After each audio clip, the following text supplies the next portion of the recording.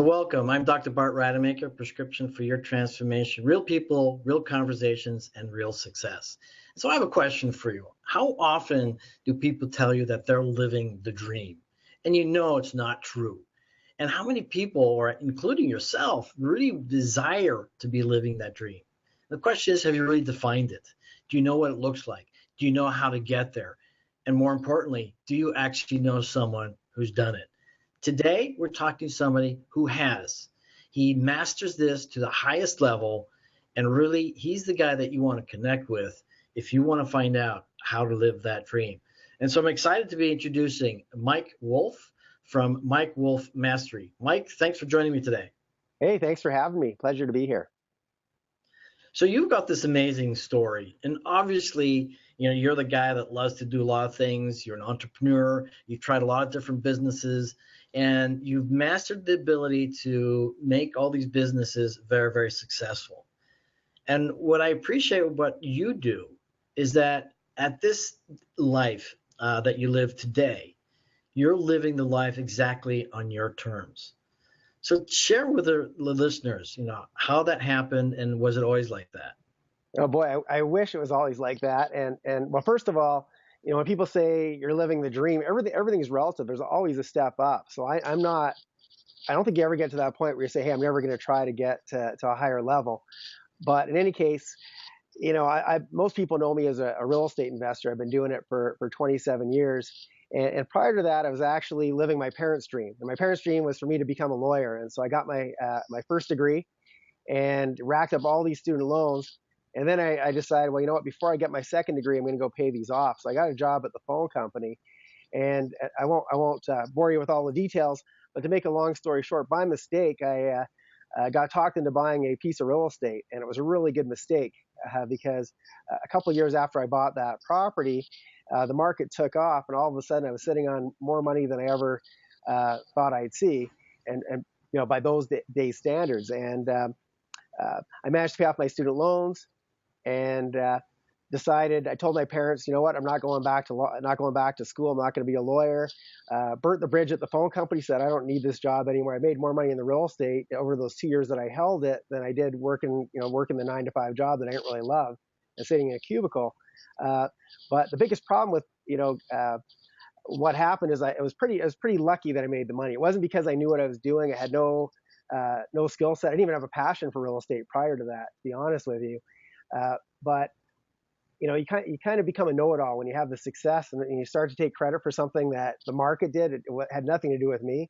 And so my next couple of deals, I managed to lose all that money that I made on the first one. And I didn't want to go back to my parents and tell them I'm going back to law school, because it wasn't really my dream in the first place. And I didn't want to go back to the phone company, wagging my tail between my legs, asking for my job back. So I decided. So you're telling me that was the better mistake, or the second mistake, right?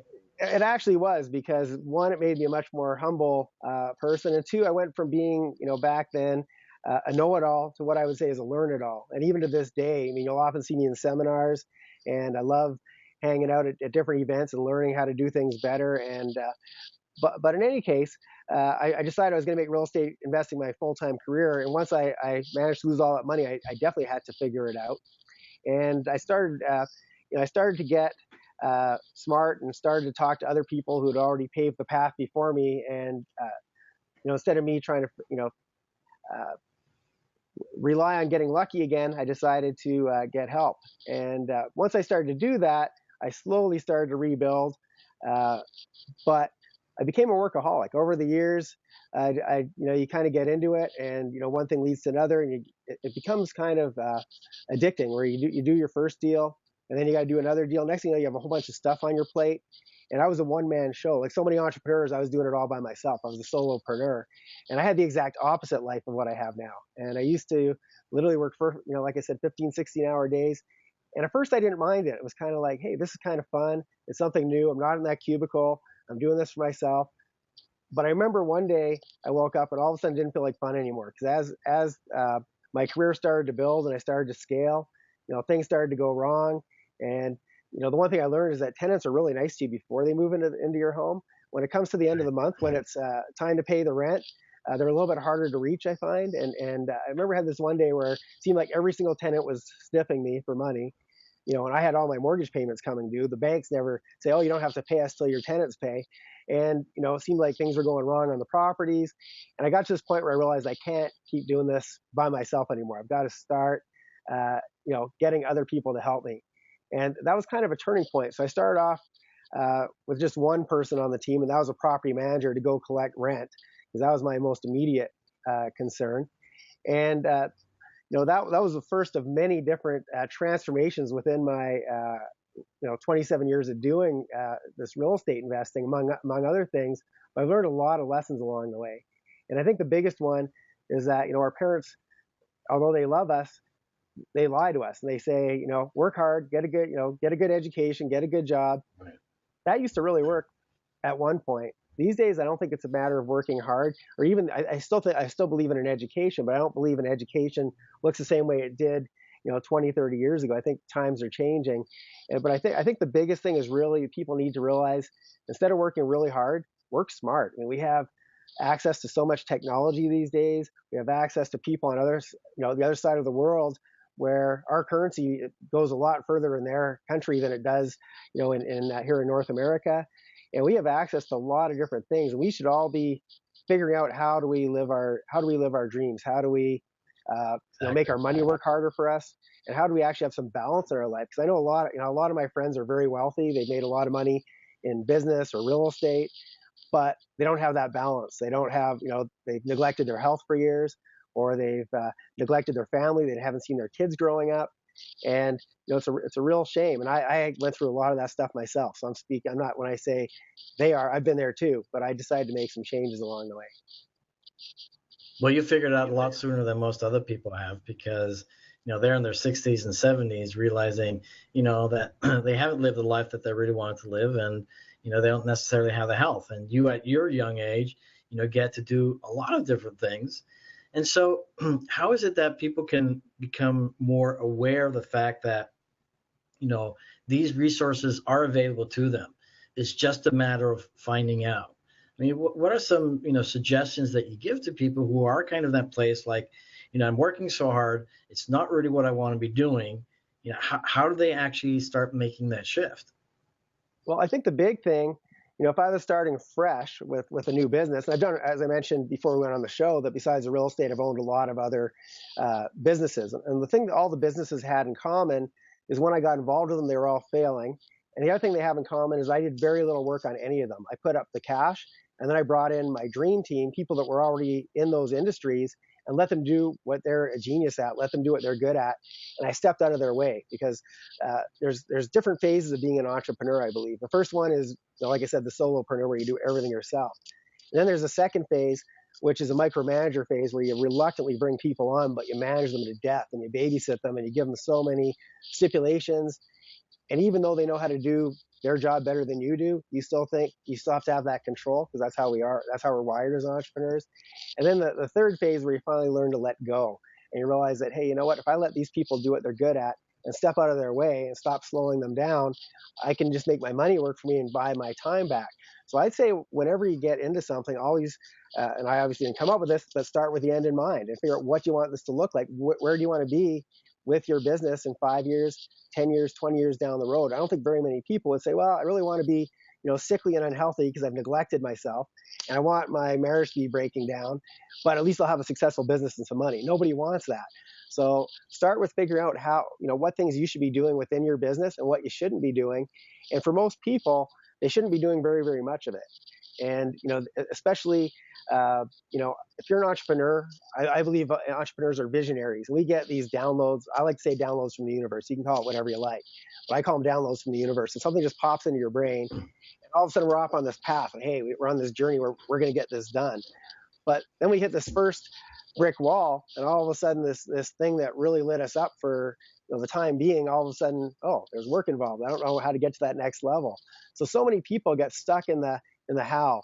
And I think entrepreneurs should be the visionary. They should just think of the what. What does that need to look like? and then get other people that have already done it. I mean, we can put people out into outer space and on the moon. There's somebody out there that knows how to run your business better than you, I guarantee it. So find those people, and it's actually easier than you think to find those people. Because I always say, if you have cash, uh, opportunities will come to you, and the right people will come to you. If you have great ideas, money will come to you. Whatever it is you're lacking, as long as you have some resource that you can offer that makes you valuable, the other resources are all out there, and they're all attracted to what you've got. Because there's a lot of people, if you're a visionary, for example, a lot of people don't have that. They don't have that gift. There's a lot of people that can invent things, but there's other, everybody's got their own gift, and you just have to bring the right people together, collaborate, and amazing things start to happen. I think you're saying some really important key points here because, the resources are out there. I mean, you were mentioning to me earlier on, we're living in some of the best times today because of the technology, because of resources, because of, people out there that have done it already. All we need to do is tap into that. And quite frankly, that's also the purpose of this platform, Prescription for Your Transformation, to be bringing people to this platform like yourself who've already done certain things so that people can tap into your your genius, if you will. But one thing that I find, critical in what you're saying is that sometimes people think that they have to do everything. Just like you said, they want to control everything. They have to do everything, not realizing that you're a genius at certain things and, an idiot, if you will, at others. And so we have to, appreciate and respect what our talents are, but where our weaknesses are, and really focus on our talents and not necessarily try to build up our weaknesses, because we're never going to be able to get that standard that's going to make a difference. And so what you're saying is key. Discover what your strength is and then get other people to fill in the other gaps. But there's another interesting point that you brought up. And again, it's typical for entrepreneurs. They're willing to take the risk. They're willing to take a chance. And letting go sometimes is taking a chance. So what is it that you tell people about that part of being able to let go? And then is it having faith? Is it trusting, or what is it? I think it's one of those things that, it's very hard at first. And it's kind of like, to me, when you come up with an entrepreneurial venture, this is your baby. You're giving birth to something. And you don't just let anybody handle your baby. And so we have a hard time. At first, we hold the baby really close. Nobody else gets to touch the baby. And then eventually you let kind of close relatives touch the baby. And then after time, you learn it's just natural that the baby's going to do its own thing no matter what you want it to do anyway. And so quite often our businesses are like that, where they get to this point where you hit that brick wall like I did, where it's like, I can't do this anymore. It's like if I used to love doing this. Now all of a sudden it feels like a chore. And if I have to do this the rest of my life, this thing that I used to be passionate about, I'm not loving it anymore. And so, but once you have the experience of letting go once, it becomes really easy to do it again and again and again. And then you realize, hey, now I got my life back. Not only am I not doing the work, I'm not babysitting either. I'm not chasing after people. I'm actually enjoying myself, and other people are taking care of the things that I don't want to do, but they're good at them, and that's their passion. They're doing the things they're passionate about, while I'm doing the things that I love doing. And so that's really one of the keys. And I think, once again, our parents lied to us when they said, you could be good at anything you put your mind to. Well, you really can, but that's not really doing a service to yourself. Trying to, if I wanted to go figure out how to fix leaky toilets, I could certainly do that, but that's not really a good use of my time. So, you've got to figure out what it is that your gift is, run with that, and let other people use their gifts. Bring those people on board, and it's amazing what will happen. Like, even within my own company, even very recently, a year ago, I became a grandfather, and I started to even take my delegation a step further, because now I want to create lots of memories with my grandson and have way more time with him than I did when my daughter was growing up, because that was back when I was working a lot harder. And so I brought in a whole new team to handle a lot of my marketing and branding, and getting my message more online as opposed to me doing live appearances, etc. And because I can already see that as my grandson gets older, I'm going to want to create memories with him. And I'm amazed. I am actually, this new team is saying, Mike, well, we still need you to create this. You only have to do it once, but we need you to create this webinar, and have this long list of things I need to create. I'm slowing down my team big time. So when you have the right people, you're going to be the dumbest person in your company, and you're going to be the person that slows down your own business, and they can run it without you. They don't even need you anymore, but they needed your vision. You have to be the visionary for it. And that's really the key, is do what you're good at and let other people run with the stuff that they're good at. And don't even worry about how. Dream really, really big. Don't worry how you're going to do it, but then to find those people that know how and let them do what they do. One thing I've discovered is that the happiest people have more choices. And in our world today, we have so many choices, it's actually very easy to be happy. The question that I think a lot of people really don't ask themselves, and clearly you have been asking yourself this question, on a daily basis, probably on a minute to minute basis, is similar to what I do, is what is it that I really want? Really? Because when you start asking yourself that question, then you're going to have different, answers than doing what you thought you had to do or doing what you thought your parents were telling you to do. And in this day and age, our opportunity to answer that question in the best possible way is just out there. And so I really respect what you're doing. I think you're a great model for anyone else because, you show that it is possible. But an important part of your life, which again, I respect tremendously, is your contribution. I think we find a lot of spiritual fulfillment in that area. And so I'm curious to know what you do right now with your contribution. Yeah, well, I mean, that's actually, I'm glad we're on the topic of happiness. I didn't know we were going to touch on it, but I'm really glad that we are because, there was a time in my life where I had this huge home and I had the fancy cars and I had all these toys, I had all this stuff that was supposed to make me happy. And I realized when I got the stuff, it did make me happy for a very short period of time. I guess it released the dopamine or whatever it is that makes you happy for a very short period of time. And then, a week later, your neighbor gets a better boat, and all of a sudden your boat's not good enough anymore. And getting this constant battle to try and be happy with this stupidity. And there was a time in my life where I basically put all my stuff in storage and traveled around the world. Back then, my daughter was in grade 2. I was married at the time, and we took our daughter out of school, homeschooled her as we traveled. And by the time I came back, all that stuff that was in my storage locker was meaningless to me. I could care less about it. I didn't want to, if somebody would have come to me and said, "Hey, Mike, can I help you move? I'll help you move your stuff back to your house." I would say, "Here's a key. Just help yourself to whatever you want. I don't want it." And what I learned about myself while I was traveling, you go to other parts of the world where people who literally don't know where their next meal is coming from, let alone paycheck, they don't know where their next meal is going to come from, and yet they're smiling, happy, and they're willing to help you. And you come back to North America where we have, at least from the material standpoint, it looks like we have everything. We should be the most happy people on the planet, and we're the most miserable. We're sitting in traffic and we're cutting each other off, and we're just miserable people a lot of the times. And we become slaves to all these things that we want to buy. So you fast forward from the old Mike Wolf way back in those days and wanting to have all the toys, and now what I've discovered about myself in my travels is what makes me happy is one, I love spending time with my daughter and my grandson. That's usually important to me. I love to give back. So, as you know, we're both going to New Zealand in a few weeks, and we're going to be bringing water filters to a village there, which really lights me up. But I've been to, I like to spend time at orphanages. When I travel, I like to do have a balance. I like to have some time to do fun stuff. I like to have some time to do some give back stuff, some time to just relax. It's all about having that balance in your life. And I spend a lot of time, mentoring. I run a group in LA, as I was mentioning earlier, called Making a Difference, where I mentor a bunch of entrepreneurs. And when I mentor them, I see so many entrepreneurs that get stuck. I love to help them, but I don't just love to help them with the money part. Most of them want to know, how do I make more money? How do I get more customers? I want to show them, how do you create more happiness? How do you have more fulfillment in your life? And a big part of it is giving back and having something much bigger, something bigger than yourself. That when every day you wake up and you're excited to go contribute and you're grateful you get to go help somebody else out. And that truly makes you, at least for me, that's been really the key to my happiness. It's not, a lot of people assume, well, yeah, it's easy for you to be happy because you have success or you got money or whatever. That's what people assume.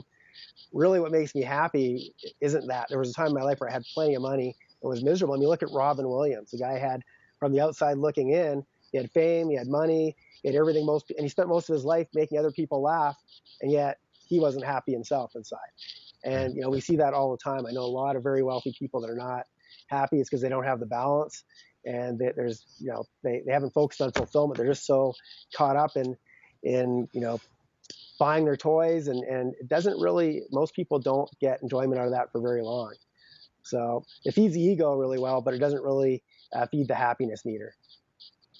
Yeah, I think there's a big misconception that having more money is going to make you happier. I mean, I think it's it's potentially easier to be that because you have more choices and you have more leverage and you can, do things. But honestly, it's not really the secret to your personal happiness. And I think, one of the neat things about what you're doing is that you get your emotional currency from helping other people in their success in their life. And that's the same thing with me. My emotional currency is when I get to see other people succeed by just one thing that I help them with. And, it makes a world of difference. Money is not. What what I like to know about you and your upcoming trip to New Zealand is what's something specific that you're looking forward to, or what's a specific outcome. And for anybody listening in, this New Zealand trip is a group of 30 transformational leaders with Sprite, Loriano Global, and Live Your List Productions with Robert Evans going out there on a humanitarian trip, going to visit some indigenous tribes, the Waitaha, which is a tribe that's, I believe, about 30, 40,000 years old, but only recently discovered about 20, 30 years ago. And for the first time, groups are able to go visit them.